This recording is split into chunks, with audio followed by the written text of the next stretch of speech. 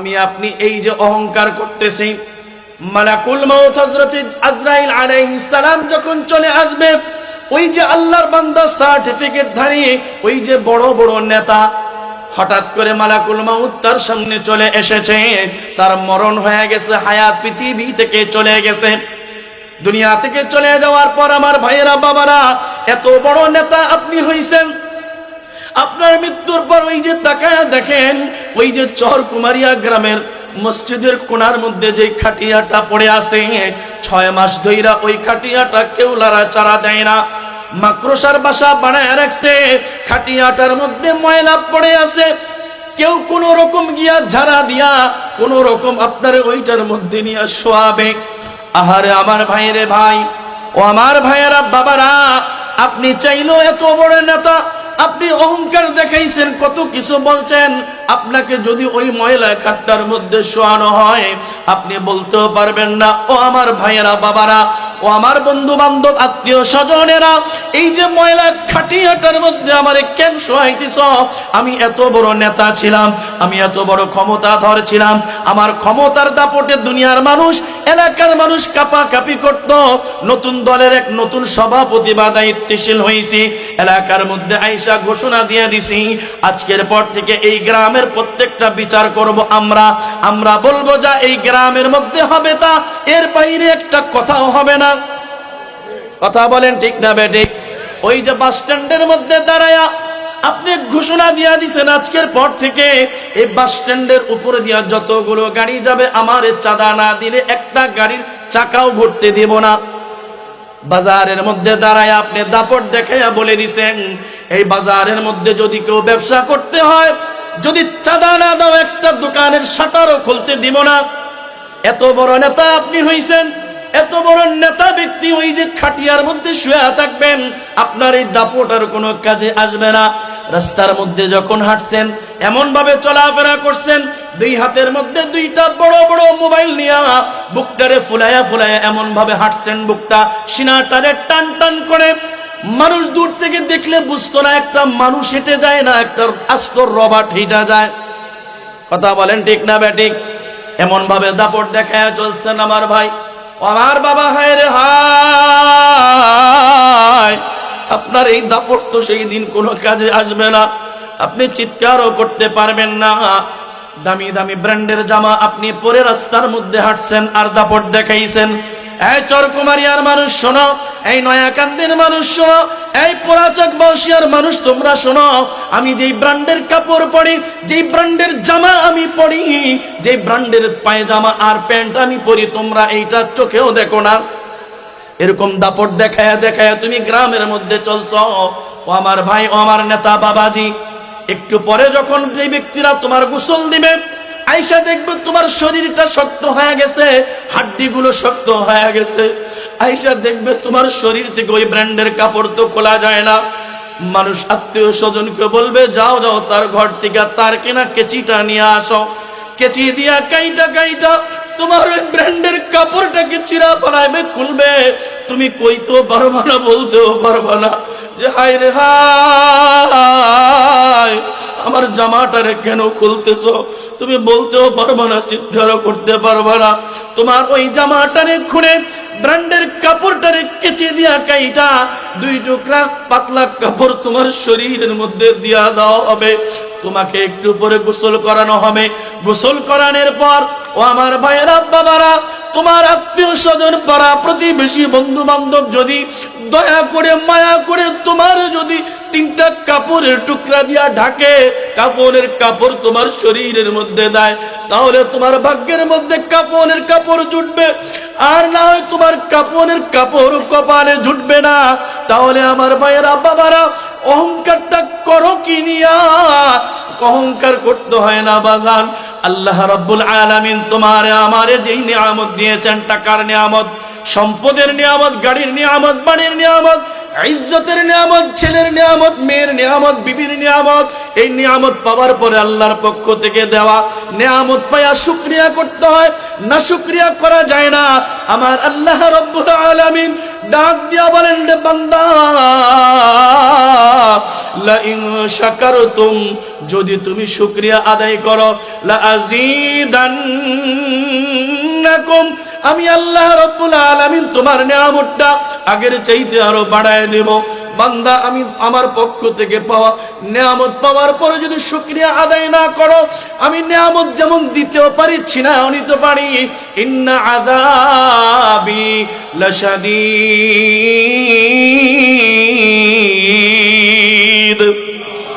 আল্লাহ রাব্বুল আলামিন বলেন, রে বান্দা, আমি তোর কঠিন শাস্তি দেব। এমন শাস্তি আমি আল্লাহ তাআলা দিব, গোটা পৃথিবীর মানুষ তাকায় থাকবে, কেউ কিচ্ছু বলতেও পারবে না।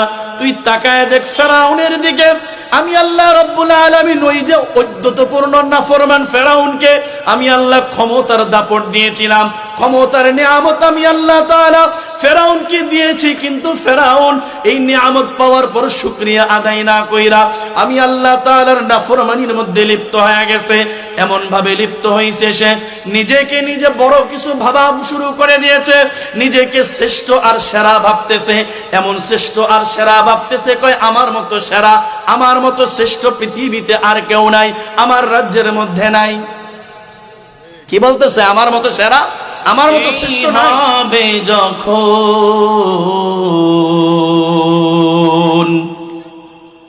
শহীদি মরণ দিও আমাকে, মরতেই হবে যখন শহীদি মরণ দিও আমাকে। শাহাদাত জানি শুধুই জীবন, শাহাদাত জানি শুধুই জীবন, সে জীবন দিও আমাকে, শহীদি মরণ দিও আমাকে। সবাই, শহীদি মরণ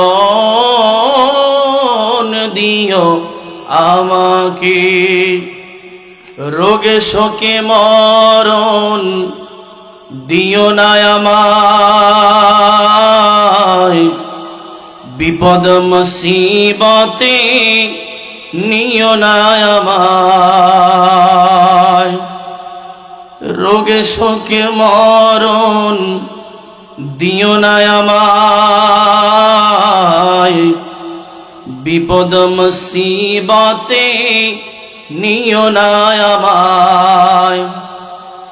এমন মৃত্যু দিও চোখ বুঝলেও যেন, এমন মৃত্যু দিও চোখ বুঝলেও যেন দেখি তোমাকে, শহীদি মরণ দিও আমাকে, মরতেই হবে যখন শহীদি মরণ দিও আমাকে।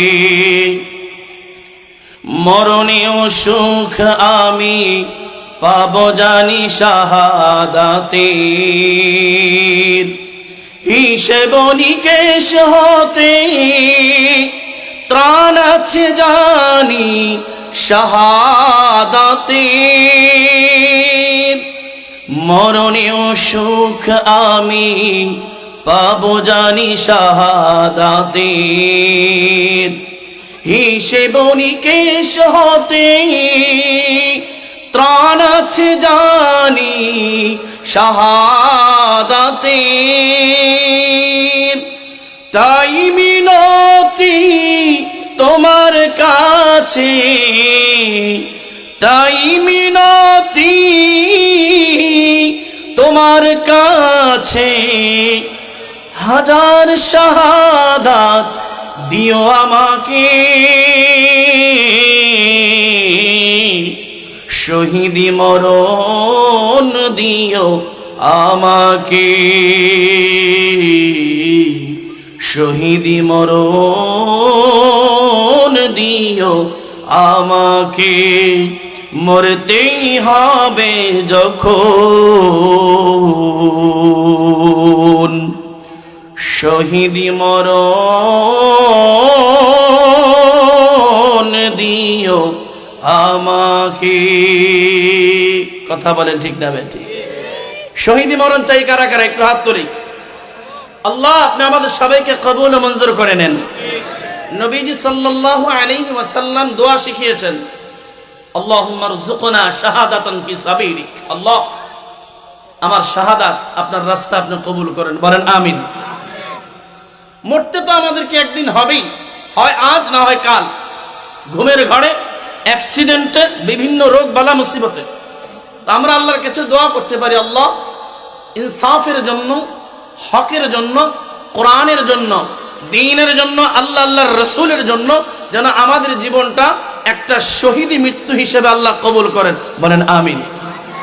যে মৃত্যু আল্লাহ তাআলা শহীদ উসমান হাদিকে দান করেছেন, আল্লাহু আকবার। আল্লাহর কাছে চেয়েছে বারবার, এই যুবক, তার দিলের মধ্যে ঈমানের নূর ছিল, ঈমানের বলে বলিয়ান ছিল, দেশ প্রেম ছিল। এই জন্য একটা যুবকের মধ্যে একসাথে গুরুত্বপূর্ণ দুইটা গুণ থাকার কারণে আল্লাহ এই সন্তানটাকে এমন ভাবে কবুল করেছেন, শুধু বাংলাদেশ নয়, গোটা পৃথিবীর লক্ষ কোটি কোটি মানুষ এখনো তার জন্য চোখের পানি ঝরায়। কথা বলেন ঠিক না বেঠিক?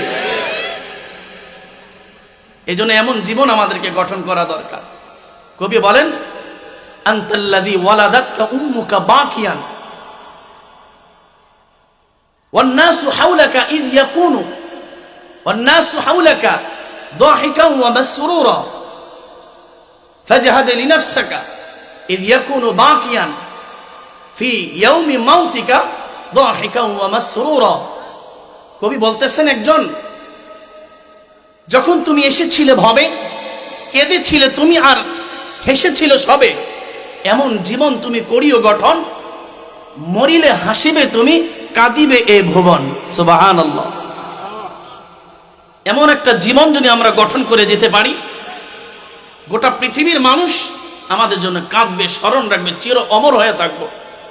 পৃথিবীতে যতদিনই আমরা বেঁচে থাকি না কেন, আমাদের ভালো কাজ কর্মের মাধ্যমে যদি আমরা আল্লাহকে সন্তুষ্ট করতে পারি, তো গোটা পৃথিবীর মানুষ আমাদেরকে স্মরণ করবে, আমাদের জন্য দোয়া করবে, নিঃস্বার্থভাবে আল্লাহর জন্য।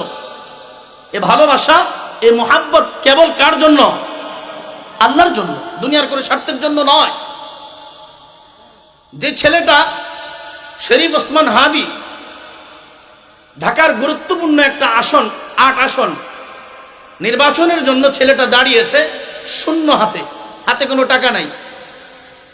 তার নির্বাচনী কার্যক্রম সে চালিয়েছে মুড়ি আর বাতাসার মাধ্যমে। কিসের মাধ্যমে? মানুষকে মুড়ি খাওয়াইছে, বাতাসা খাওয়াইছে, অনেক টাকা দাম, একেবারে সাধারণ স্বাভাবিক নাস্তা যেটাকে বলা হয়। উল্টা মানুষ তাকে টাকা দিয়ে গেছে। তাহলে এই যে ইনসাফ, এই যে মহাব্বত, ভালোবাসা, তার সততা, ন্যায় নিষ্ঠতা, এটা আল্লাহর জন্য হওয়ার কারণে গোটা দুনিয়ার মানুষ এখনো তার জন্য কাঁদে। হ্যাঁ, কি হারিয়ে ফেললাম, বাংলাদেশ থেকে এক মহারত্ন আল্লাহ তাআলা আমাদেরকে দিয়েছিলেন, কিন্তু আমাদের আফসোস, আমাদের পরিতাপের বিষয়, রাষ্ট্রযন্ত্র, প্রশাসন, গোয়েন্দা বাহিনী, রাষ্ট্র ব্যর্থ এমন একটা সোনার ছেলেকে, এমন একটা দেশ রত্নকে হেফাজত করতে পারে নাই, গুরুত্বহীনতার চোখে দেখেছে। এই জন্য এমন একটা পার্সন, এমন একটা গুরুত্বপূর্ণ একটা ব্যক্তি অচিরে এই দেশ হারিয়ে ফেলেছে। আগামী 100 বছরেও বাংলার জমিনে এমন একটা শরীফ ওসমান হাদি তৈরি হবে কিনা সন্দেহ আছে। কথা বলেন ঠিক না বেঠিক? কোরআনের হাফেজ ছিল, আলেম পরিবারের একজন সন্তান, বাবার কাছ থেকে ন্যায় শিখেছে, ইনসাফ শিখেছে, মায়ের কাছ থেকে ন্যায় ইনসাফ শিখেছে। চমৎকার এক কথা সে বলেছে, আমি আমার শত্রুর সাথে ইনসাফ করব। ভোট কেন্দ্রে এসে আমার শত্রু, আমার বিপক্ষের লোক আমার বিরুদ্ধে অন্য ব্যালট বক্সের মধ্যে অনেক অন্য সিলের মধ্যে সিল মেরে নিরাপদে সে তার বাড়িতে যাবে, তাকে একটু শব্দ করা হবে না, তাকে কিচ্ছু বলা হবে না। সে আমার বিপরীত হওয়ার পরও ইনসাফের জায়গা থেকে নিরাপদে সে তার বাড়িতে ফিরে যাবে। এরকম রাজনীতি আমি করে যাব। আল্লাহু আকবার। এমন একটা রাজনীতি, এমন একটা প্রেক্ষাপট, এমন একটা দেশ আমরা প্রত্যেকে চাই কি চাই না? আমরা ইদানিং কালে অনেক বক্তব্য শুনেছি, অনেকেই বক্তব্য দেয় যদি আমাদের সিলের মধ্যে যদি সিল না পড়ে কেমনে কেন্দ্র থেকে বের হও দেখে নেব। এরকম শুনছেন কি শোনেন নাই? আবার অনেকে জান্নাতের সার্টিফিকেট দেয়, আমাদেরকে সিল দিবা সোজা চাল চালাই জান্নাত। নাউজুবিল্লাহ। অতিরঞ্জিত আবেগ কোনো জিনিসই ভালো না। লিমিট ক্রস না করা, লিমিটের মধ্যে থাকা, আয়ত্তের মধ্যে থাকা, অতিরঞ্জিত কোনো কিছু না বলা। যাই হোক আমার ভাইয়েরা, বাবারা, আল্লাহ তাআলা ইনসাফের এক হায়াত জীবন আমাদের প্রত্যেককে দান করেন। সবাই বলেন আমিন। সমস্ত প্রশংসা একমাত্র আল্লাহ সুবহানাহু ওয়া তাআলার জন্য, যে মহিয়ান গরিয়ান সর্বশক্তিমান দয়ালু দাতা মেহেরবান রব্বুল আলামিন মাওলাল করিম আল্লাহ সুবহানাহু ওয়া তাআলা আমাকে আপনাকে আমাদের প্রত্যেককেই আমাদের হায়াতে জিন্দেগির দামি সময় থেকে অল্প কিছু সময় আজকের এই চরকুমারিয়া খোশ আমদে জামে মসজিদের উদ্যোগে আয়োজিত 12তম বার্ষিক ওয়াজ ও দোয়ার মাহফিলে আল্লাহ তাআলা আমাকে কিছু কথা বলার জন্য, আপনাদেরকে কিছু কথা শ্রবণ করার জন্য এখানে এনেছেন, বসিয়েছেন। আমার পরে বাংলাদেশের একজন শীর্ষ আলেম, বাংলাদেশের একজন খ্যাতিমান আলোচক হযরতুল আল্লামা হযরত মাওলানা মুফতি, আমার বড় ভাই মুফতি খাদিমুল ইসলাম নাটনি সাহেব দামাত বারকাতুহুল আলিয়া চমৎকার আলোচনা ইনশাআল্লাহ করবেন। ওই পর্যন্ত আমরা না থেকে ভাগবো কারা কারা, একটু হাত তুলে দেখাই। মাশাআল্লাহ, 3 জন হাত, 4 জন, 5 জন। এনারা থাকবে না ভাগবে, অলরেডি 8 জন হাত উঠাইছে। এনারা শেষ পর্যন্ত না থেকে ভাগবে। আমার বড় ভাইয়ের আলোচনা না শুনে কি করবে? এনারা ভাগবে। কথা বুঝে নাই মনে? শেষ পর্যন্ত থাকবেন কারা কারা, একটু হাত তোলেন। মাশাআল্লাহ, লিল্লাহি তাকবীর, নারায়ে তাকবীর। এই আওয়াজটা যেন শেষ পর্যন্ত থাকে। কারা কারা ভয় পাবেন আওয়াজ দিতে, তাকবীর দিতে, একটু হাত তোলেন। এরা ভয় পাবে। জোশের সাথে হুশ ঠিক রাখতে হবে। আল্লাহকে বান্দা, তোমার নাই হুশ, আমার নাই দোষ। কথা বলেন ঠিক না ঠিক? জোশের সাথে কি রাখতে হবে? হুশ ঠিক রাখতে হবে। এজন্য কি বলি না বলি একটু মনোযোগ দিয়ে শোনেন। যে কয়জন আমরা আছি আলহামদুলিল্লাহ, এতগুলো মানুষ যদি আমরা এই কথাগুলো, দ্বীনি কথাগুলো শুনি, ইখলাসের সাথে বলি, শুনি আর আমল করি, তাহলে আমাদের আজকের এই মাহফিল সার্থক। বলেন আলহামদুলিল্লাহ। প্রিয় ভাইয়েরা, আমার বাবারা, আমরা প্রত্যেকেই আল্লাহ পাকের সন্তুষ্টি চাই। আমরা প্রত্যেকে চাই যে আল্লাহ আমাকে ভালোবাসুক। আল্লাহ পাকের ভালোবাসা আমরা সবাই চাই কি চাই না? এখানে আমরা যারা এসেছি, যদি এক এক করে আমি আপনাদেরকে জিজ্ঞেস করে, বাজান এখানে আপনি কেন আসছেন? আরামের বিছানা ছেড়ে, কম্বল ছেড়ে, কাঁথা ছেড়ে কেন এখানে আসলেন? এক একজনকে আলাদা আলাদা করে জিজ্ঞেস করলে যদি একসাথে উত্তর নেই, তার প্রত্যেকের উত্তরটা এমন হবে যে হুজুর আমি আল্লাহর সন্তুষ্টি অর্জনের জন্য এখানে আসছি। কথা বলে ঠিক না ঠিক? তাহলে আমরা প্রত্যেকে আল্লাহর সন্তুষ্টি চাই। একজন নামাজি ব্যক্তি, তাকে যদি জিজ্ঞেস করি, ভাই আপনি নামাজ পড়েন কেন? আমি নামাজ পড়ি এই জন্য আল্লাহ যেন আমার উপর রাজি আর খুশি হয়ে যায়। কথা বলেন ঠিক না ঠিক? একজন বেনামাজি, নামাজ পড়ে না, তাকে যদি জিজ্ঞেস করি, ভাই আপনি নামাজ পড়েন না, আপনি কি আল্লাহর সন্তুষ্টি চান না? আপনি কি চান না আল্লাহ আপনাকে ভালোবাসুক? তো বেনামাজি ব্যক্তি বলবে, হুজুর নামাজ পড়ি না ঠিক আছে, তবে আল্লাহ আমাকে ভালোবাসুক এটা আমি চাই। কথা বলেন। একজন রোজাদার, সামনে রমজান মাস আসতেছে, এই কাছাকাছি, আল্লাহুম্মা বারিক লানা ফি রজব ওয়া শাবান ওয়া বাল্লিগনা রমাদান। রজব মাস শুরু হয়ে গেছে, আমরা এই দোয়া পড়তেছি প্রতিনিয়ত। তার মানে রমাদান আমাদের দরজায় নক করতেছে, কড়া নাড়তেছে, একদম কাছাকাছি। তো একজন রোজাদারকে যদি জিজ্ঞেস করা হয়, ভাই তুমি সারাটা দিন ক্ষুধার্ত থেকে ক্ষুধার জ্বালা সহ্য করে এত কষ্ট করে রোজা রাখো কেন? হুজুর আমি রোজা রাখি যেন আমার আল্লাহ আমার উপরে সন্তুষ্ট হয়। একজন বেরেজদার রোজা রাখতে পারে না, কষ্ট হয়, তো তারে যদি জিজ্ঞেস করা হয়, আচ্ছা বেরোজদার আসবে না, ইবাদত কি আসবে না কোনো? এই খারাপ অভ্যাসটা, বদ অভ্যাসটা অনেকটা গোবরের মতো। কিসের মতো?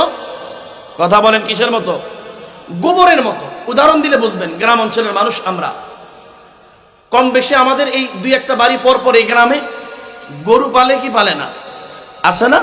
গোয়াল ঘরের মধ্যে দুইটা তিনটা গরু কথার কথা 5 কেজি করে দৈনিক 15 কেজি দুধ দেয়। এখন এই 15 কেজি দুধকে সংরক্ষণ করার জন্য বাজার থেকে একটা 20 লিটারের বালতি নিছেন অথবা একটা গ্যালান নিছেন। এখন বলেন তো, ওই বালতির মধ্যে 20 লিটার দুধ রাখার পর বা 15 লিটার দুধ রাখার পর বালতির মধ্যে শুধু কি দেখা যায়? কি দেখা যায়? দুধ দেখা যায়।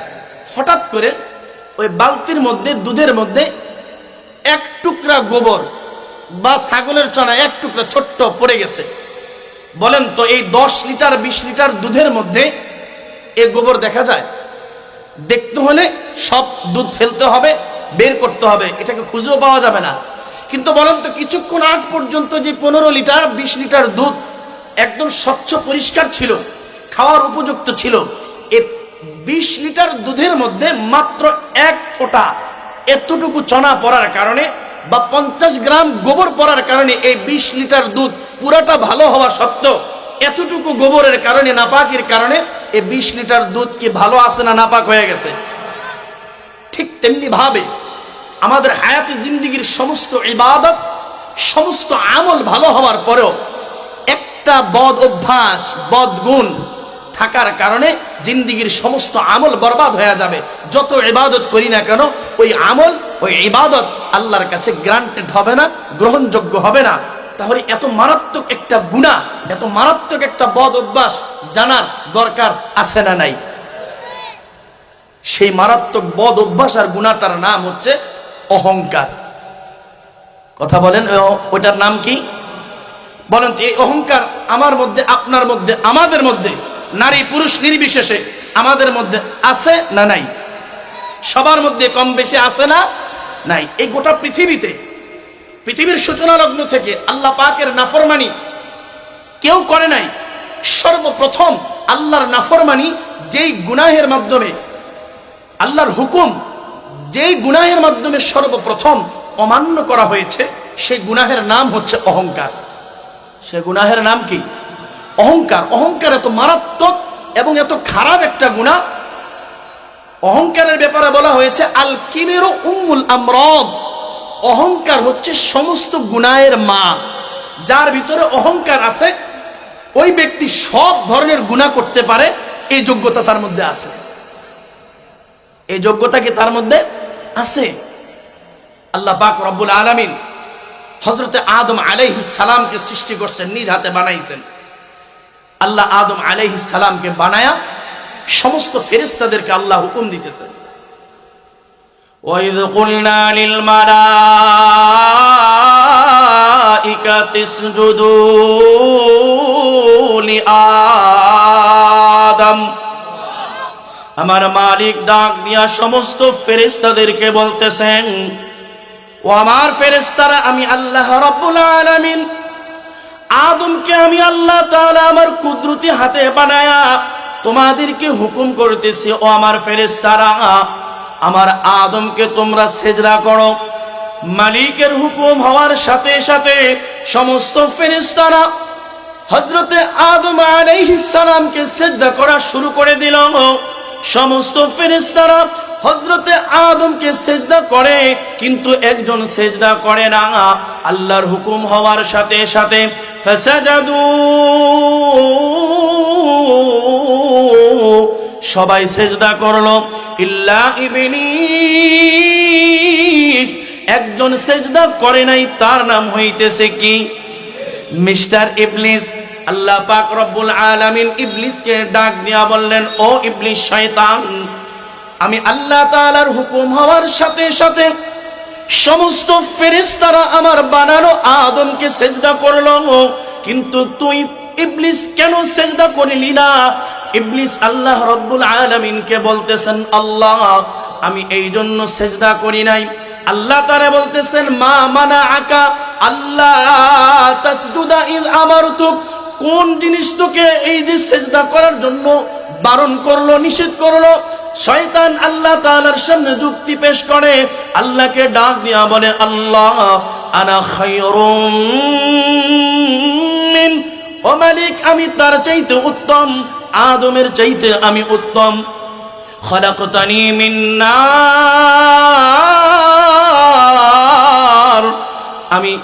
আমি ইবলিসকে তুমি বানাইছো আগুন থেকে। ও আল্লাহ আমি আগুন থেকে তৈরি ইবলিস, আর আগুনের স্বভাব হইতেছে যত নিচেই আপনি জ্বালান না কেন, যত নিচেই আপনি প্রজ্বলিত করেন না কেন, আগুনের স্বভাব হইতেছে যত নিচেই জ্বালানো হোক এই আগুনের স্ফুলিঙ্গটা, আগুনের এই যে মাথাটা দাউ দাউ করে নিচের দিকে নামে না, উপরের দিকে ওঠে, উপরের দিকে ওঠে। ও খলাকতাহু মিন তিন,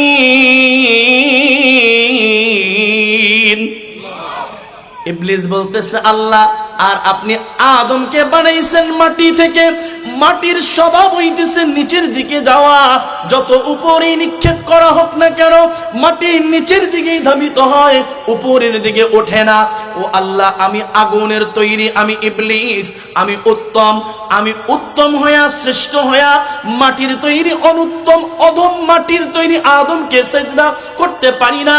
ও আল্লাহ রাব্বুল আলামিন গোটা পৃথিবীর মানুষ আমরা মাখলুকাত, আমরা অধম, আর আল্লাহ আপনি হইতেছেন উত্তম, এই জন্য গোটা পৃথিবীর সমস্ত মাখলুকাত আমরা আপনাকে সেজদা করি, কিন্তু আদম তো উত্তম না, সে তো অধম মাটির তৈরি হওয়ার কারণে। আর আমি ফেরেশতা, আমি ইবলিস মাটির তৈরি না, আমি আগুনের তৈরি উত্তম হইয়া আমি অনুত্তম অধম মাটির তৈরি আদমকে সেজদা করতে পারি না। আল্লাহ রাব্বুল আলামিন ডাক দিয়া বলেন, ও ইবলিস তোরে তো আদম সেজদা করতে হুকুম দেয় নাই, তোরে হুকুম দিছেন কে? ওই আদমের মালিক যে, তোর মালিক যে, আসমান আর জমিনের মালিক যিনি তোরে সেজদা করতে হুকুম দিয়েছেন, তিনি কে বলেন? আল্লাহ তাআলা, তিনি রব। আল্লাহ পাক রব্বুল আলামিন ইবলিসকে ডাক দিয়া বলেন, তুই সেজদা না দিয়া তো আদমকে অসম্মান করস নাই, তুই সেজদা না দিয়া আমি আল্লাহ তাআলার হুকুমকে অমান্য করলি, অতএব আমি আল্লাহ তাআলার হুকুম যে ব্যক্তি অমান্য করবে, আল্লাহ তাআলার হুকুম কিন্তু আমরাও অমান্য করি। কথা বলেন, আল্লাহর হুকুম কি সব আমরা মানি যে না? একটা ছোট্ট উদাহরণ দিলে বুঝবেন। আমাদের মসজিদে জুমার দিন যে পরিমাণ মুসল্লি হয়, এর 10 ভাগের 1 ভাগ কি ওয়াক্তিয়া নামাজে হয়? তার মানে বোঝা গেল আমরাও আল্লাহর হুকুম মানি না, আল্লাহর হুকুম আমরাও ছেড়ে দিই। 5 ওয়াক্ত নামাজ আমরা ঠিকমতো পড়ি না। কথা বলেন, তা আমরাও হুকুম অমান্য করি। কিন্তু শরীয়তের মাসআলা, শরীয়তের বিধান হইতেছে, কোন মানুষ যদি আল্লাহ পাকের হুকুম না মানে তাহলে তার একটা কবিরা গুনাহ হবে, এর জন্য কিয়ামতের ময়দানে আদালতে কিবরিয়া শাস্তির সম্মুখীন হবে, বিচারের আওতায় পড়বে। কিন্তু দুনিয়ার কোনো মানুষ যদি হুকুম না মানার সাথে সাথে ওই হুকুমটাকে, আল্লাহর আদেশটাকে অস্বীকার করে, তুচ্ছ তাচ্ছিল্য করে, তাহলে শরীয়তের বিধান অনুযায়ী সে আর মুসলমান থাকবে না, কাফের হয়ে যাবে। কথা বলেন ঠিক না বেঠিক? কাফের হয়ে যাবে। আরেকটু সামনে আগায়া যদি আপনাদেরকে বুঝাই, গ্রামের একজন মুরব্বী অথবা ইমাম সাহেব রাস্তা দিয়ে হাইটা যাইতেছেন, চলতে চলতে এক যুবকের সাথে দেখা, আজান হয়ে গেছে মসজিদে, তো যুবকরা ডাক দিয়া বলতেছে, হুজুর, যুবক ভাই আজান তো হয়ে গেল, চলো নামাজে যাই। হুজুর নামাজ তো পড়বো, বাকি আপনি যান, আমি আসতেছি। এরকম কয় কি কয় না? আসলে কি আসবে না ভাগবে। আচ্ছা, কিছু দূর যাওয়ার পর আরেকজনের সাথে সাক্ষাৎ, ভাই নামাজটা পড়েন না, আজান হয়ে গেছে। হুজুর যান, আমি একটু বাজারে যাবো, কাজ আছে, পরে পড়া নেমুনি। পড়বে। তৃতীয় শ্রেণী, দেখেন এগুলো আমাদের অনেকের সাথে মিলে যাবে। ভাই চলেন না, নামাজের সময় হয়েছে, আজান হয়েছে, চলেন। যুবক মানুষ হুজুর নামাজ তো পড়তাম, বাকি কাপড়টা ভালো নাই। কথা বলেন, কয় কি কয় না? কাপড়টা কি নাই, ভালো নাই। কি করছে? কাপড়ের মধ্যে কামসাইরা দিছে, যা করার করছে। এবার হুজুরে একটু সামনে আগায় গিয়া দেখে চায়ের দোকানে এক পাতি নেতা বসে রয়েছে। কি নেতা? আমাদের দেশে বড় বড় নেতার তুলনায় পাতি নেতার সংখ্যা বেশি না কম? দেখবেন বড় বড় নেতাগুলা চিপা চাপায় সাইডে চুপ করে বসে থাকে, আর পাতি নেতাগুলা সাইড থেকে খালি ব্যাঙের মতো লাফায়, মনে হয় মাত্র কুয়ার থেকে উঠে আসছে, হুদাও হুদাও লাফাই। বড় নেতার খবর নাই, রানিং নতুন এক দলের নেতা হইছে, তো তারে দিছে একটা সহ সভাপতির পদ। কিসের পদ? সভাপতি না, সহ সভাপতি। যার নাই কোনো গতি হয় সহ সভাপতি। বুঝেননি কথা? আচ্ছা, নেতারা এবার বলতেছে ভাই সামনে যত পড়ে গেছে, ইমাম সাহেব সালাম দিছে, সালাম দিয়া বলতেছে চলেন নামাজে, আজানটা তো হয়ে গেছে, নেতা নামাজে যাই।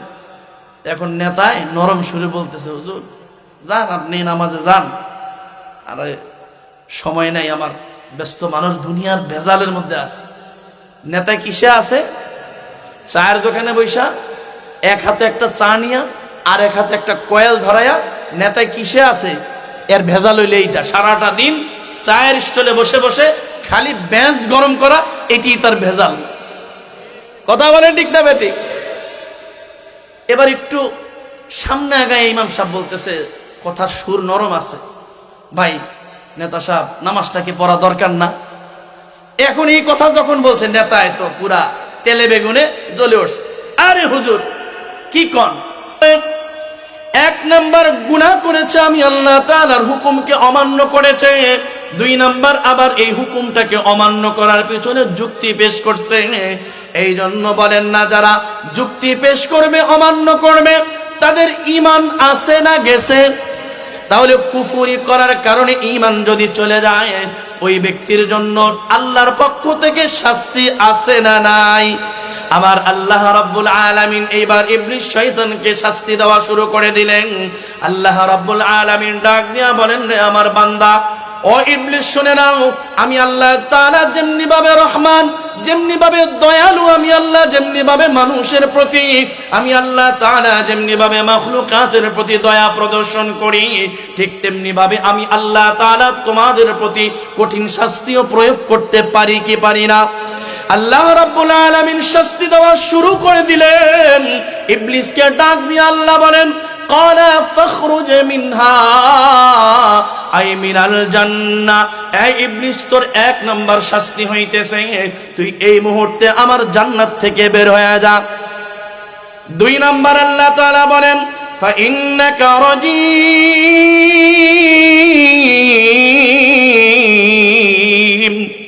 আল্লাহ তাআলা বলেন, আজ থেকে তুই আমি আল্লাহর রহমত থেকে বঞ্চিত। তিন নাম্বার আল্লাহ রাব্বুল আলামিন ডাক দিয়া বলেন, ওয়া ইন্না আলাইকা লা'নাতি ইলা ইয়াউমিদ্দিন।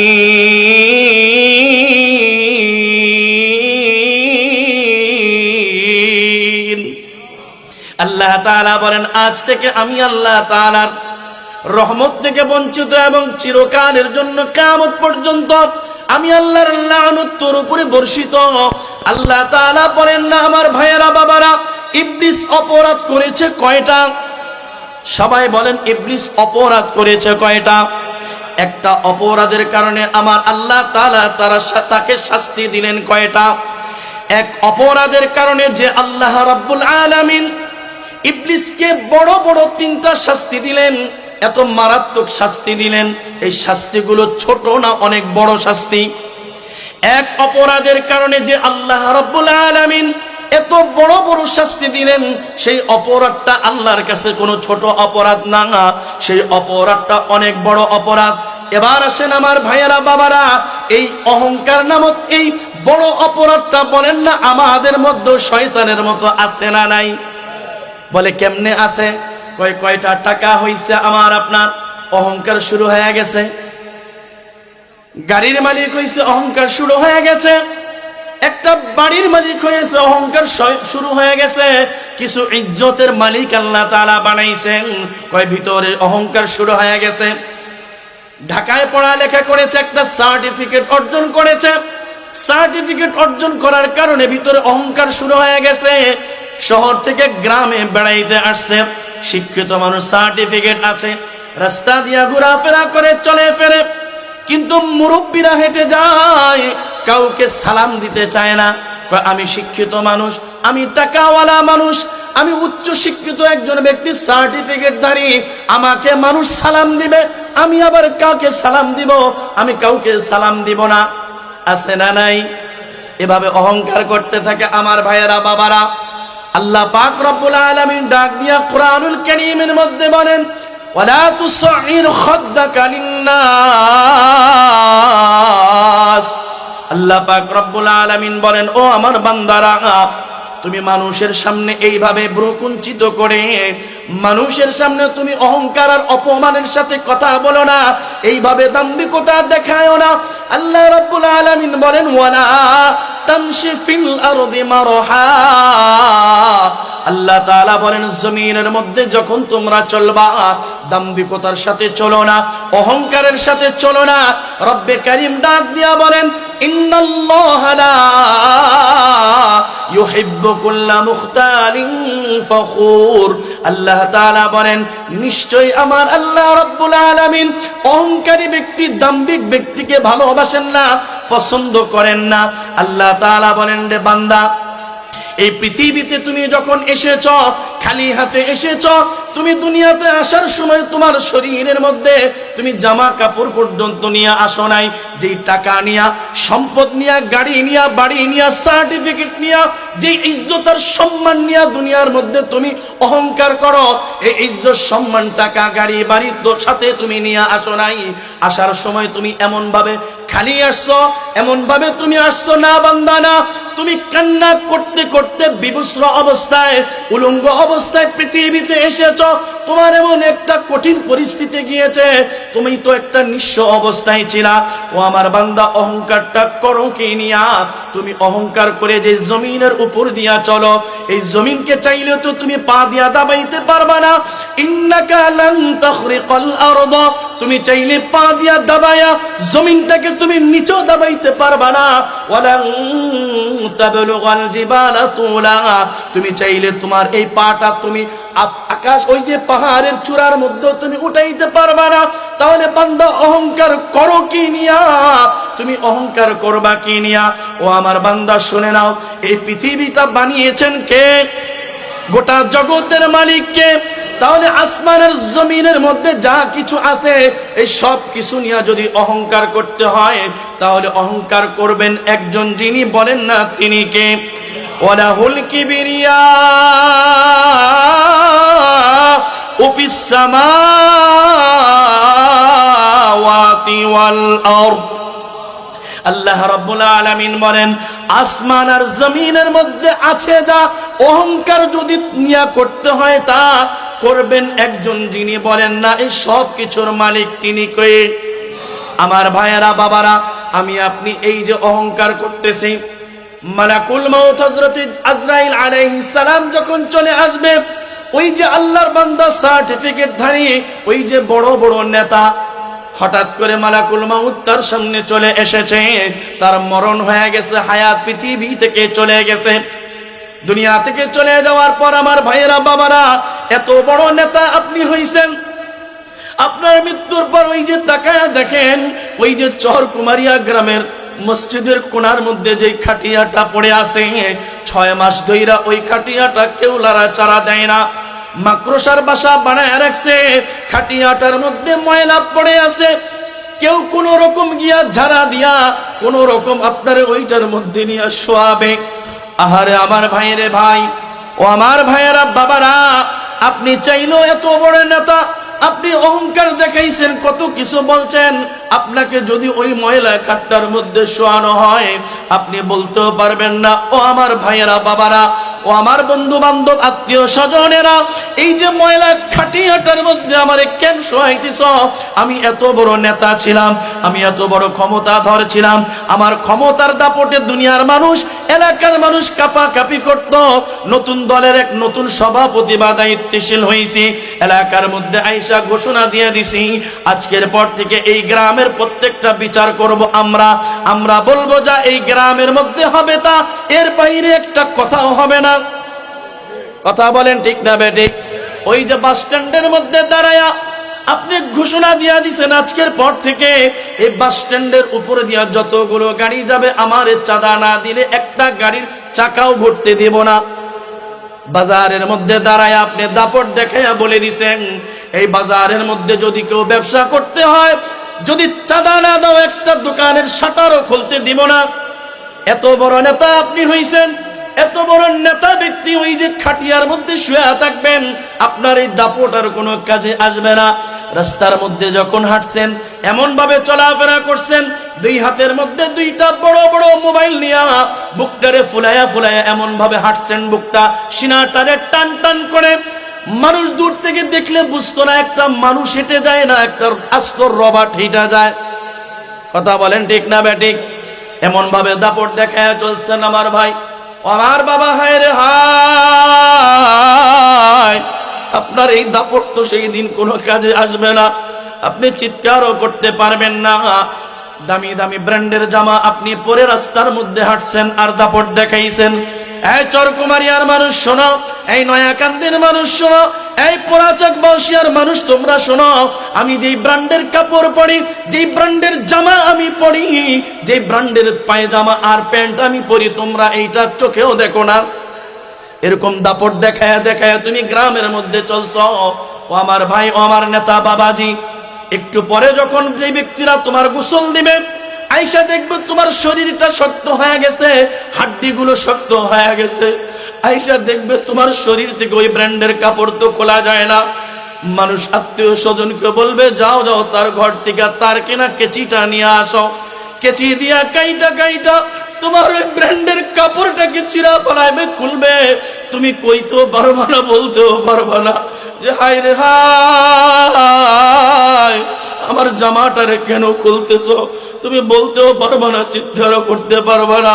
তোমার ওই জামাটারে খুলে ব্র্যান্ডের কাপড়টারে কেচে দিয়া কাইটা দুই টুকরা পাতলা কাপড় তোমার শরীরের মধ্যে দিয়া দেওয়া হবে। তোমাকে একটু পরে গোসল করানো হবে। গোসল করানোর পর, ও আমার ভাইয়েরা বাবারা, তোমার আত্মীয় স্বজন পাড়া প্রতিবেশী বন্ধু বান্ধব যদি দয়া করে মায়া করে তোমার যদি তিনটা কাপড়ের টুকরা দিয়া ঢাকে, কাপড়ের কাপড় তোমার শরীরের মধ্যে দেয়, তাহলে তোমার ভাগ্যের মধ্যে কাপড়ের কাপড় জুটবে।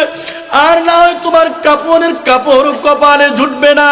তাহলে আমার ভাইয়েরা বাবারা, অহংকারটা করো কি নিয়া? অহংকার করতে হয় না বাজান। আল্লাহ রাব্বুল আলামিন তোমারে আমারে যেই নিয়ামত দিয়েছেন, টাকার নিয়ামত, সম্পদের নিয়ামত, গাড়ির নিয়ামত, বাড়ির নিয়ামত, ইজ্জতের নিয়ামত, ছেলের নিয়ামত, মেয়ের নিয়ামত, বিবির নিয়ামত, এই নিয়ামত পাওয়ার পরে আল্লাহর পক্ষ থেকে দেওয়া নিয়ামত পায়া শুকরিয়া করতে হয়, না শুকরিয়া করা যায় না। আমার আল্লাহ রাব্বুল আলামিন ডাক দিয়া বলেন, রে বান্দা, লা ইন শাকারতুম, যদি তুমি শুকরিয়া আদায় করো, লা আযীদান্নাকুম, আমি আল্লাহ রাব্বুল আলামিন তোমার নিয়ামতটা আগের চাইতে আরো বাড়ায় দেব। বান্দা, আমি আমার পক্ষ থেকে পাওয়া নিয়ামত পাওয়ার পরে যদি শুকরিয়া আদায় না করো, আমি নিয়ামত যেমন দিতেও পারি, ছিনাও নিতে পারি। ইন্না আযাবি লাশাদীদ।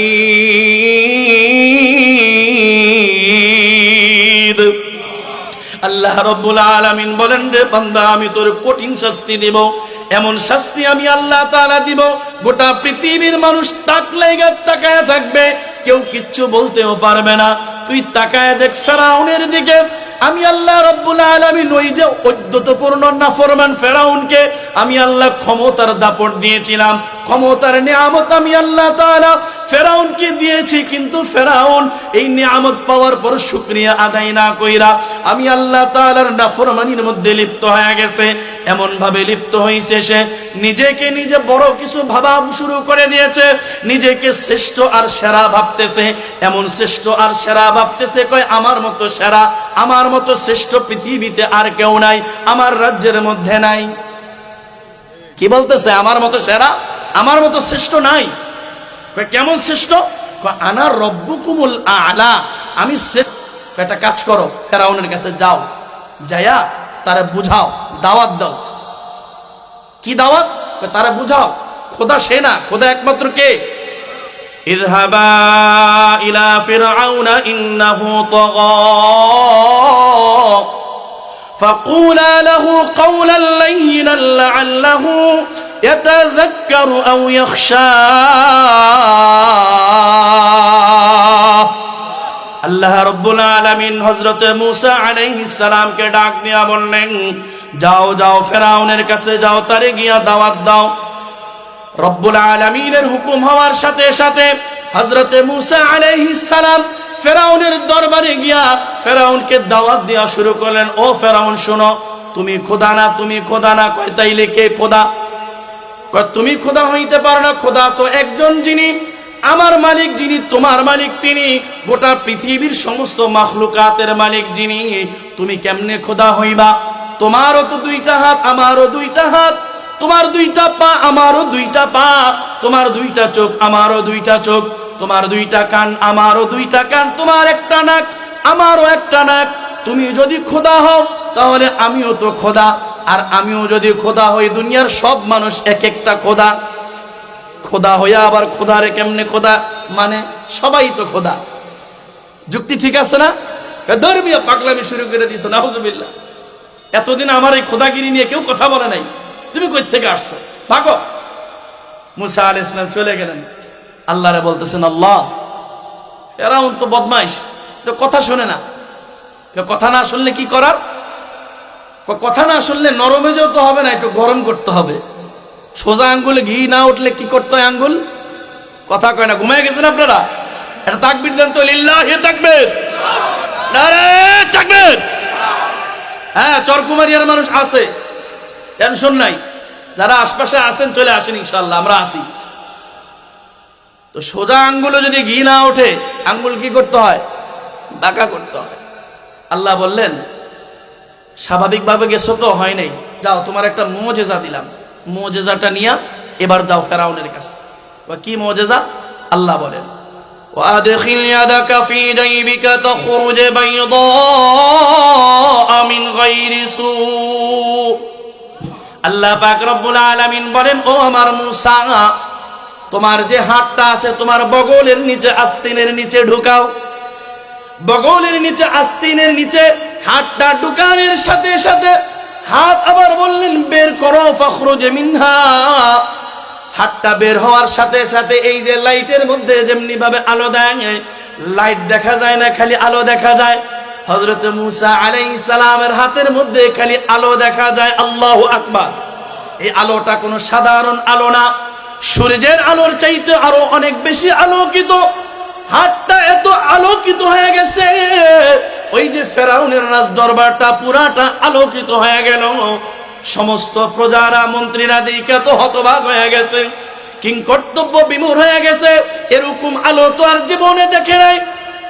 এইবার ফেরাউন ডাক দিয়া বলে, হায় রে হায়, মূসা দেখাইলো আলো, এই দিক দিয়ে আমার খোদাগিরি গেল। খোদাগিরি কি? হায় হায় কারবার সারছে।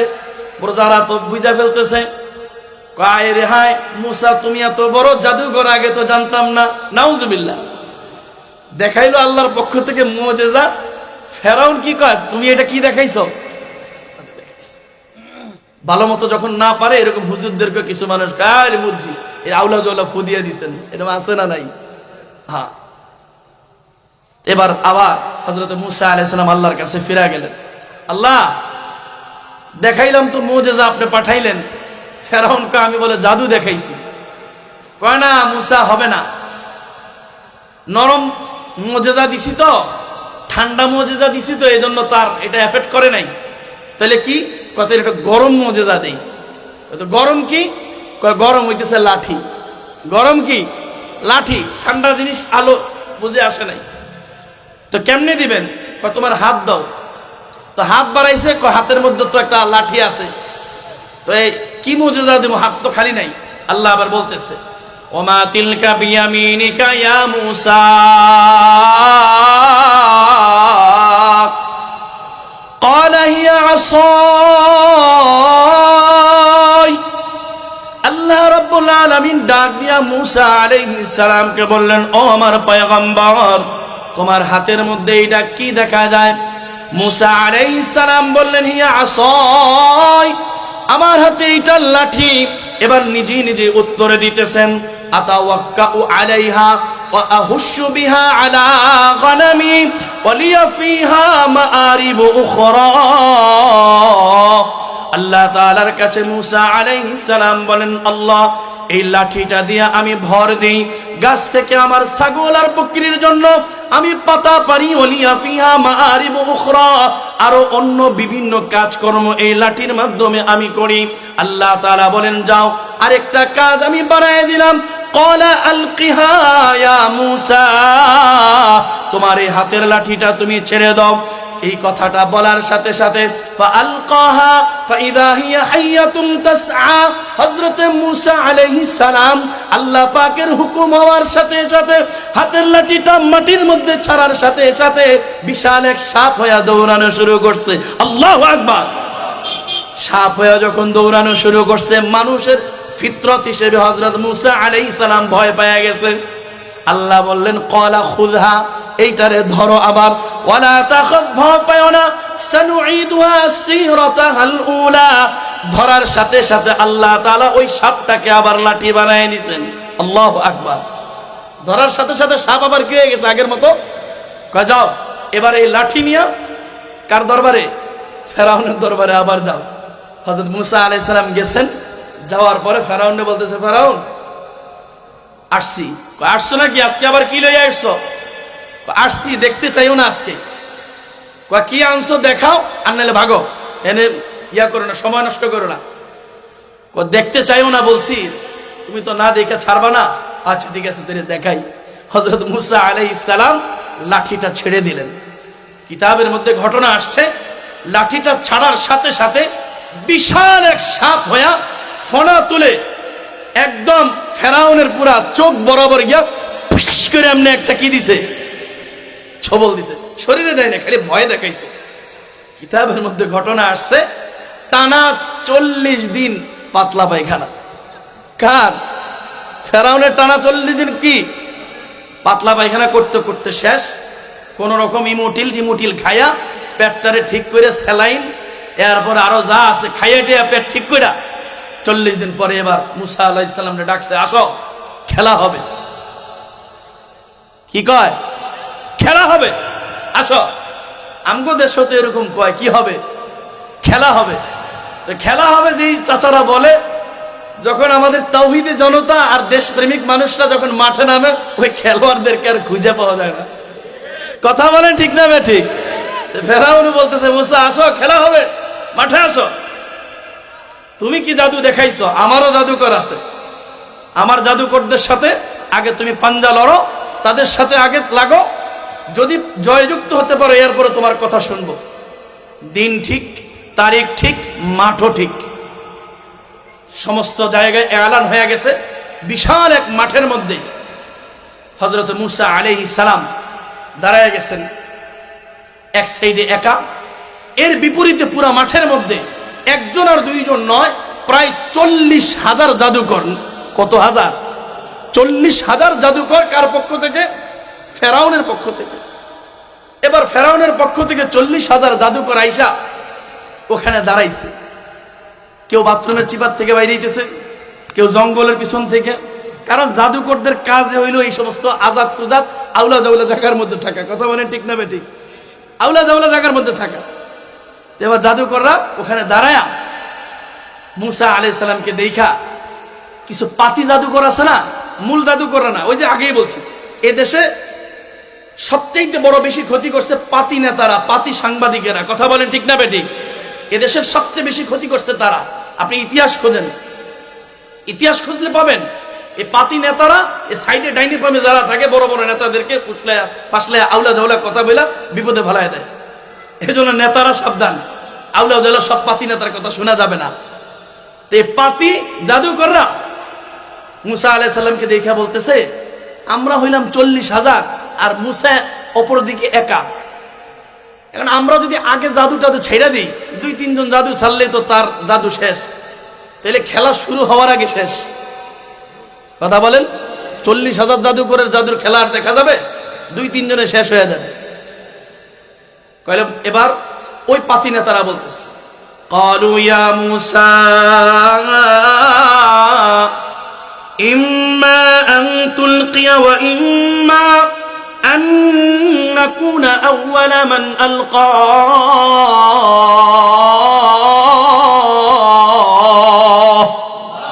ওই পাতি নেতা ডাক দিয়া হযরত মুসা আলাইহিস সালামকে বলেন, মুসা তুমি আগে জাদু ছাড়বা না আমরা আগে ছাড়ব?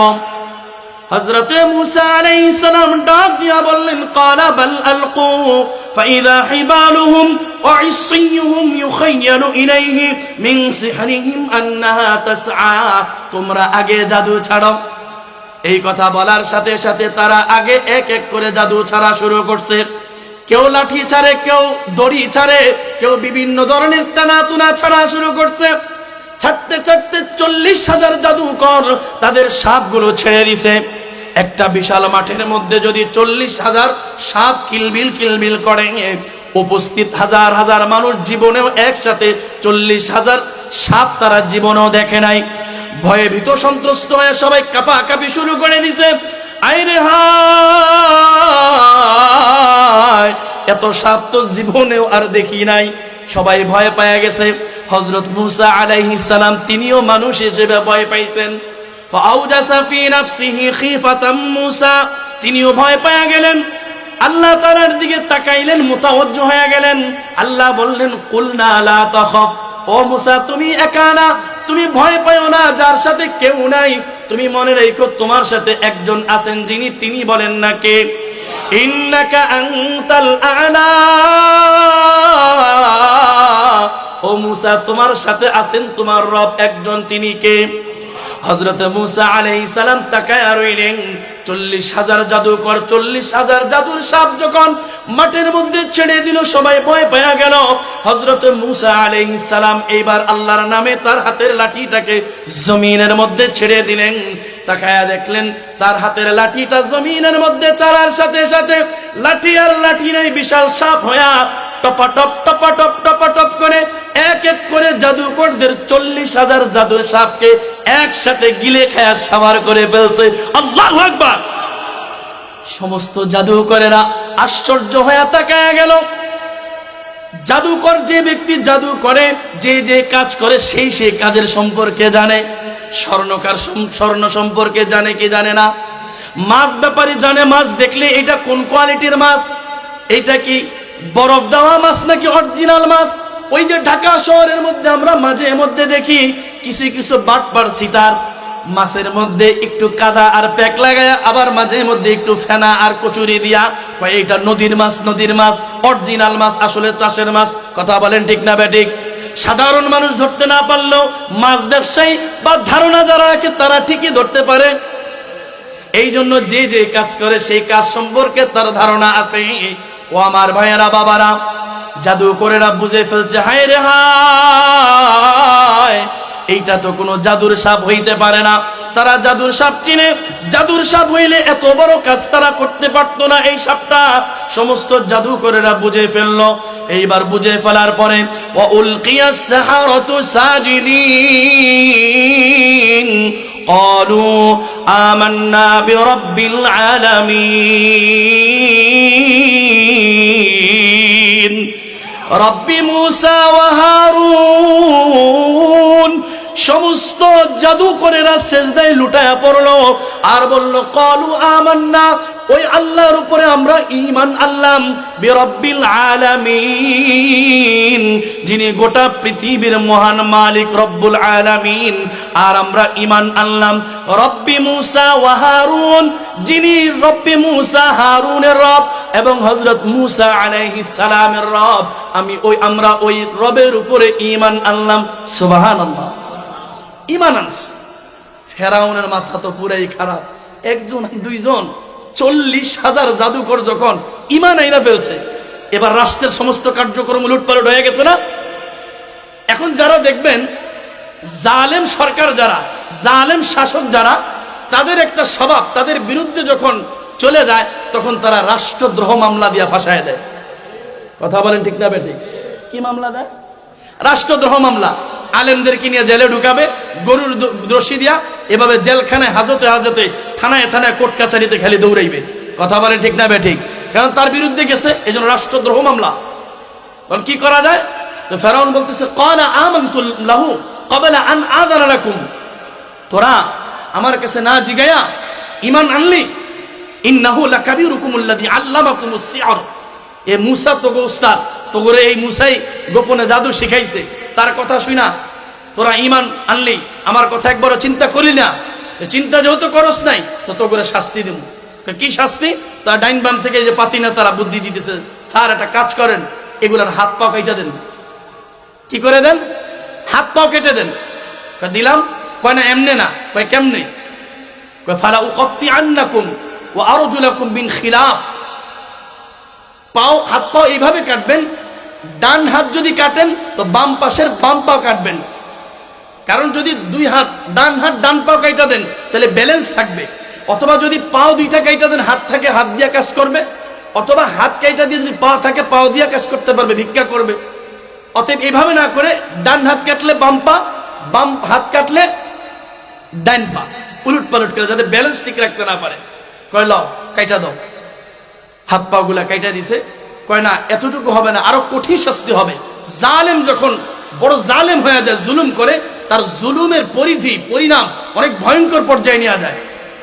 এবার শাস্তি শুধু এতটুকু হবে না, ওয়ালা উসাল্লিবান্নাকুম আজমাইন, ওয়ালা উসাল্লিবান্নাকুম আজমাইন। কয় শুধু হাত পা কাটলেই হবে না, এদেরকে শুলিতে চড়ায়া দাও। নাউজুবিল্লাহ। কোথায় চড়াও? শুলিতে চড়াও। শুলিতে চড়ায়া এই জাদুকর যারা যারা ঈমান আনছে তাদেরকে মারব। শেষ আলোচনার শেষ পর্যায়ে চলে আসছি আমি। এবার বলেন তো, এই যে এত কিছু হইল, হওয়ার পর আল্লাহ পাক রব্বুল আলামিন বলেন, মূসা এত কিছুর পরও ফেরাউন বুঝলো না, ঔদ্ধত্যপূর্ণ আচরণ দেখাইলো, তাহলে লও তারা শাস্তি দিতে হবে। কিভাবে? তো আল্লাহ বলেন, ফারসালনা আলাইহিমুত তুফান,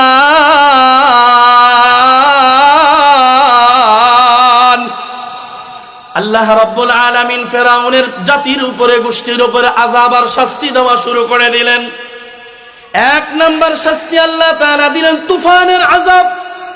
একদিন আর 2 দিন নয়, টানা 14 দিন। কোন কোন কিতাবের মধ্যে এসেছে 21 দিন, কোন কোন জায়গার মধ্যে এসেছে টানা 24 দিন। ফেরাউনের জাতির উপরে, গোষ্ঠীর উপরে তুফান শুরু হয়ে গেছে। সমস্ত প্রজারা আইসা ফেরাউনকে বলতেছে, মহামান্য ফেরাউন, আমরা তো আর টিকতে পারতেছি না তুফানের কারণে। ফেরাউন এবার মূসা আলাইহিস সালামের কাছে যায়, বলে, ও মূসা, তোমার আল্লাহকে বলো এই তুফানটা বন্ধ করে দিতে। বলবো বন্ধ করতে, ঠিক আছে, তবে তুমি আগে ঈমান আনো। কয় আনমু। কি কয়? ঈমান আনমু, আগে বন্ধ করতে বলো। আল্লাহর কাছে গিয়া মূসা আলাইহিস সালাম আবেদন জানাইলেন, আল্লাহ তাআলা বন্ধ করে দিলেন।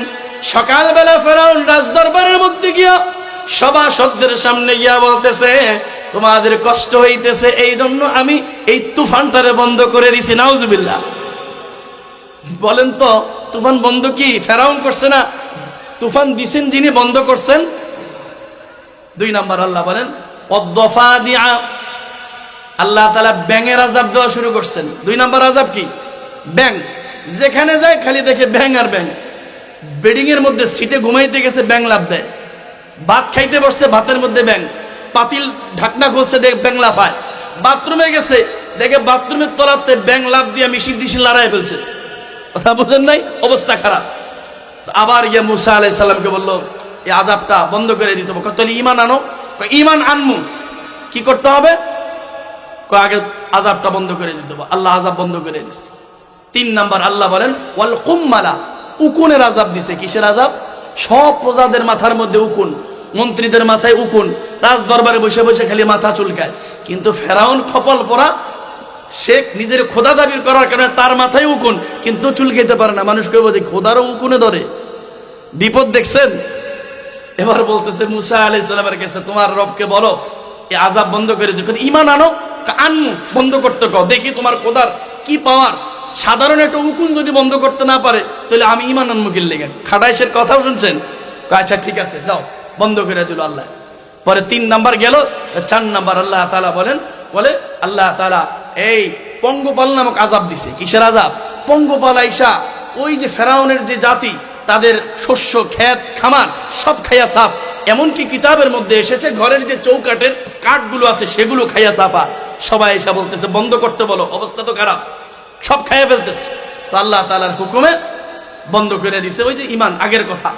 5 নাম্বার আল্লাহ তাআলা শাস্তি দিলেন ওয়াদ্দামা আয়াতিন মুফাসসালাত, সর্বশেষ শাস্তি যেটা। যেখানেই দেখে খালি রক্ত। নদীতে নামছে গোসল করার জন্য, কোষ নিচে হাতে, পানি দেখে রক্ত। পানি খাইতে নিবে জগের মধ্যে, দেখে রক্ত। ভাতের পাতিলের মধ্যে পানি দিয়া ভাত রান্না করতেছে, দেখে রক্ত।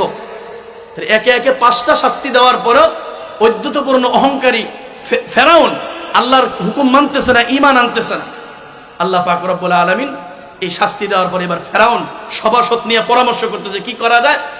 তো একজন পাশ থেকে পরামর্শ দেও, মহামান্য ফেরাউন, মাথা যেহেতু আছে ব্যথাও আছে, মাথা নাই ব্যথাও নাই, তাহলে মাথা ব্যথাকে মুসা, তাহলে মুসারে ধরো। কেমনে? তার মেরে ফেলো।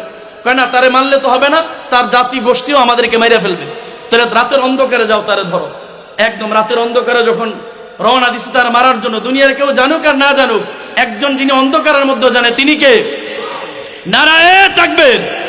প্রধান বক্তার আগমন, শুভেচ্ছার স্বাগতম। আলহামদুলিল্লাহ, হুজুর চলে আসছেন। ইনশাআল্লাহ যতটুকু আলোচনা আমরা শুনলাম এই অহংকারী ফেরাউনের বিষয়ে, আল্লাহ তাআলা অহংকারের কারণে তার সর্বশেষ নীল নদের মধ্যে ডুবাইয়া মারছেন। আল্লাহ রাসূল সাল্লাল্লাহু আলাইহি ওয়াসাল্লাম হাদিসের মধ্যে বলেন লা ইয়াদখুলুল জান্নাতা মান কানা ফি কলবি মিসকালা হাববাতিন মিন কিবির। যেই মানুষের দিলের মধ্যে যাররা পরিমাণ অহংকার আছে, এই যাররা পরিমাণ অহংকার নিয়ে আল্লাহর জান্নাতে ঢুকতে পারবে না। জান্নাতে যাইতে চাই না কারা কারা? একটু হাত তুলি।